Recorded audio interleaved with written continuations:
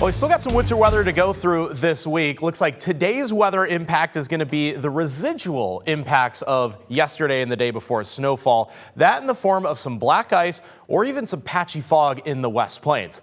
Next storm system will be here tomorrow, though it will be more of a snow and wintry mix, since it will be a bit warmer than it was compared to the last couple days here. So that snow versus rain certainly complicates the forecast by quite a bit.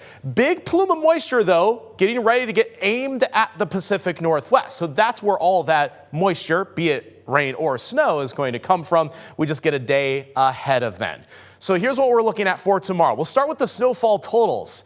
A grand total of 0 to 1 inches. I do intentionally put it that way because there's a realistic chance that we actually don't get any snow sticking to the ground. That would be the rain wins out for tomorrow.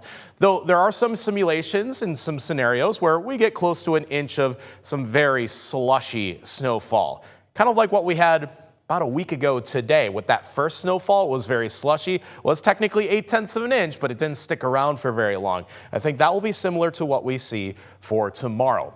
So the three big questions that I have to ask myself, just forecasting this, are the three T's: temperature, timing, and totals. First of all, temperatures, is it going to stick to the ground? As I alluded to, it might not, because it will be just a little bit warmer and above the freezing mark.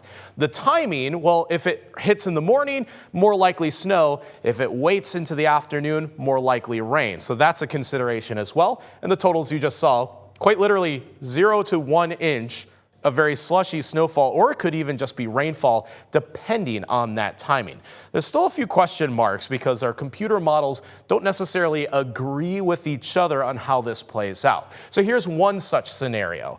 It starts in the morning with snowfall for Spokane and Coeur d'Alene, albeit a wet, slushy snowfall, and then it switches over to rain by the afternoon. I'm going to fast forward this past 2 o'clock. So there you see a little bit more green starting to work into not only Spokane, but into the Palouse. This was one of the snowier solutions, though, that you just saw. The European model is more modest for snowfall, but it does have it here in the morning and then switches over to rain.